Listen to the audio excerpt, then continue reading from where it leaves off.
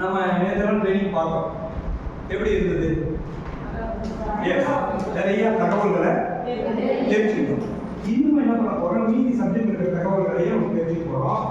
Sir நிறைய நமக்கான faculty அவரும் நிறைய தகவல்கள் டெக்னிக்கலாக என்ன பண்ணணும் அப்படிங்கிற மாதிரிலாம் தகவல் சொல்லணும். சரி, திட்ட இலக்கு உரை நம்ம ஒரு ப்ராஜெக்ட் ரிப்போர்ட் போடணும், திட்ட அறிக்கை போடணும். அந்த திட்ட அறிக்கை எப்படி இருக்கணும்?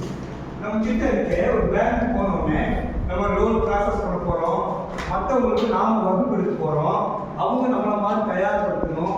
ஒரு தொழில் முனைவோர் எப்படி இருக்குன்னு சொல்லணும், லாபம் ஈட்டக்கூடியவராக இருக்கணும், அவரால் 4 பேர் இருக்கணும், நேரடியாகவும் மறைமுகமாகவும் வேலை கொடுக்கக்கூடிய நபராக நம்ம அவங்களுக்கு எடுத்துக்காட்டாக இருக்கணும் அப்படின்னு சொல்லணும். சரி, நம்ம ஒரு திட்ட அறிக்கை போடணும்னு வச்சுக்கோங்க, ஒரு ப்ராஜெக்ட் ரிப்போர்ட் போடுறோம். அந்த ப்ராஜெக்ட் ரிப்போர்ட் எப்படி இருக்குன்னு நினைக்கிறோம்? எப்படி நினைப்போம்? ஒரு ப்ராஜெக்ட் ரிப்போர்ட் எப்படி இருக்கணும்? தெளிவா இருக்கணும். ஓகே, நம்ம பத்தியான உங்களுக்கு விவரங்கள் எப்படி இருக்கணும்? சரியானதா இருக்கணும். ஓகே, நம்ம ப்ராஜெக்ட் ரிப்போர்ட் போடக்குள்ள நம்ம பேங்க்ஸ் இருந்து நமக்கு என்னெல்லாம் கேட்பாங்க? நம்ம லோன் கேட்கறோம், அப்ப என்ன கேட்பாங்க?